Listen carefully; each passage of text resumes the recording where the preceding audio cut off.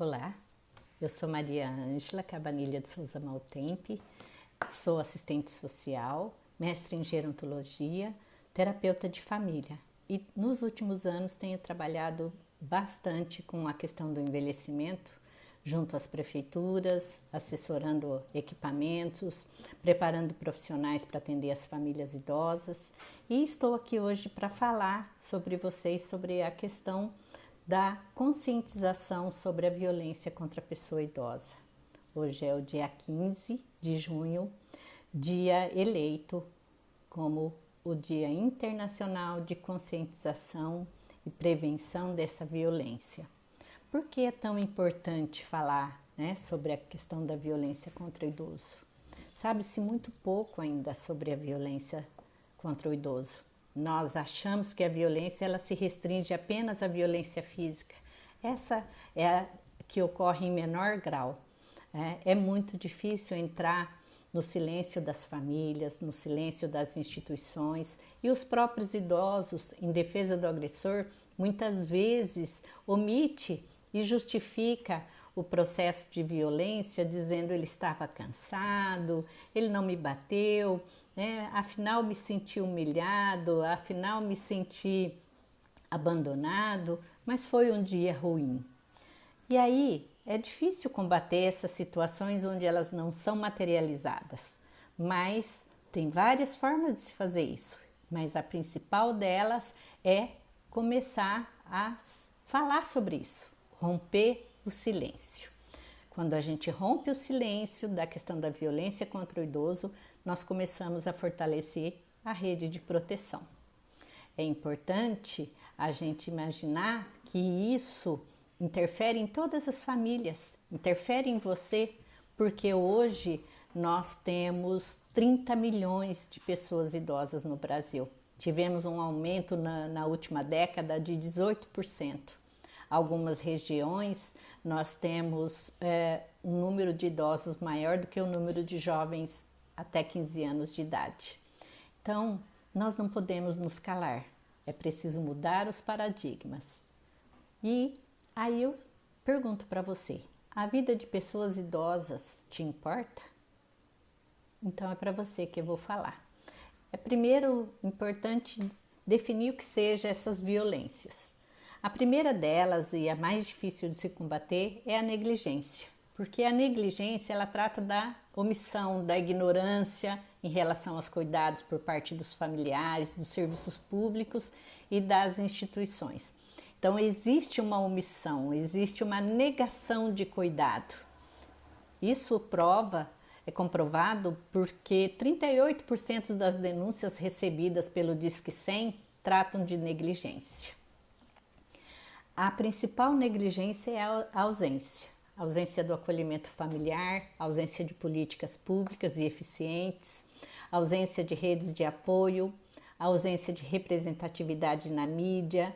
Outras ausências podem causar solidão, isolamento, abandono e uma incidência de várias situações que acometem a saúde física, mental e social dos idosos. Outra situação importante é a gente pensar na autonegligência, que o idoso ele se retira do convívio social e nós precisamos estar atento ao que está por atrás dessa retirada. O idoso não ele não quer ficar sozinho, ele não quer ficar isolado, ele não está bem, então é uma violência a gente naturalizar essa autonegligência. Outra situação é relacionada ao abuso financeiro, exploração econômica, que ocorre em muitas famílias com apropriação indébita de cartão, de dinheiro, tirando do idoso a sua capacidade de gerir a sua própria casa, seu próprio orçamento.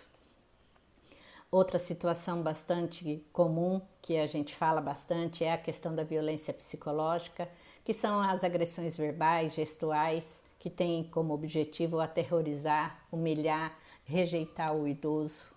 Além da violência conjugal, que se caracteriza por uma situação onde pode haver situação de agressão física, emocional, sexual, né? Sim, sexual, muito abuso sexual por parte, né, de pessoas da própria família. Nós temos também a situação onde a família restringe alimentos ou por ignorância ou até numa tentativa de se proteger, né? E ela tira bebida, ela tira alguma comida, porque o idoso ou vai urinar muito ou vai ter problemas intestinais, enfim. Nós temos também o uso abusivo de medicamentos, onde o idoso ele é vítima dessa situação, né? Então, falta ou excesso de medicamentos, muitas vezes os medicamentos como calmante para deixar o idoso mais sossegado, mais calminho. Enfim, são situações todas que se caracterizam como violência, mas nós temos ainda que falar da violência emocional e social, que tem a ver com a cultura do brasileiro, tem a ver com a nossa cultura, que diz respeito a palavras depreciativas sobre o envelhecimento, que desrespeitam a identidade do idoso, que fere a sua dignidade, que fere a sua autoestima, né? Se caracteriza muitas vezes por falta de respeito à intimidade do idoso, negação de que esse idoso é um adulto, que é uma pessoa que tem ainda que ter preservado os seus direitos, né? Tratar o idoso como criança, tratar o idoso como incapaz, dar a esse idoso apelidos jocosos, né? Piadinhas, onde você tenta dar uma ação pejorativa ao envelhecimento. Isso são situações que manifestam pelo medo do idoso, pela dificuldade dele querer sair de casa, né, pela dificuldade dele decidir as coisas, com medo, né, dessa crítica, com medo desse abandono da sociedade, esse abandono dos amigos, esse abandono da família. Então é importante a gente verificar que o abandono é uma forma de violência muito comum dentro das questões sociais e emocionais relacionadas ao idoso. E o que fazer, né? Então nós temos que trabalhar bastante com a ajuda do Estatuto do Idoso. O Estatuto do Idoso esse ano faz 17 anos e é importante, né, que ele institui situações de avaliação e acompanhamento relacionadas à saúde, transporte, às entidades de atendimento, né, ao lazer, à cultura, à habitação, todas situações, enfim, que uma sociedade necessita para que o cidadão seja tratado com dignidade. E é importante a gente destacar as competências dos conselhos dos idosos, dos gestores e profissionais de saúde e assistência social, que eles estão está na linha de frente no atendimento ao idoso e suas famílias, uma atenção maior às ausências e às fragilidades relacionadas às famílias, e é importante explorar todos os recursos que a comunidade pode oferecer, né? Todos os recursos relacionados ao suporte familiar e orientação para as questões relativas às doenças características do envelhecimento, para que as famílias possam se sentir mais acolhidas, né? A tarefa de cuidar e de ter um idoso saudável dentro de casa.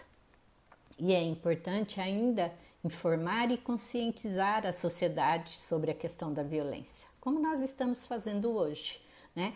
Não tornar esse dia um dia onde a gente possa lembrar daqui para frente, até o próximo ano, ações onde nós prevenimos a violência contra o idoso. É preciso promover treinamentos dos profissionais, é preciso orientar essas famílias, estimular pesquisas, estimular políticas públicas na prevenção dessa violência e na oferta de equipamentos que possam suprir a fragilidade das famílias no apoio às necessidades próprias do idoso. Com isso, nós fatalmente iremos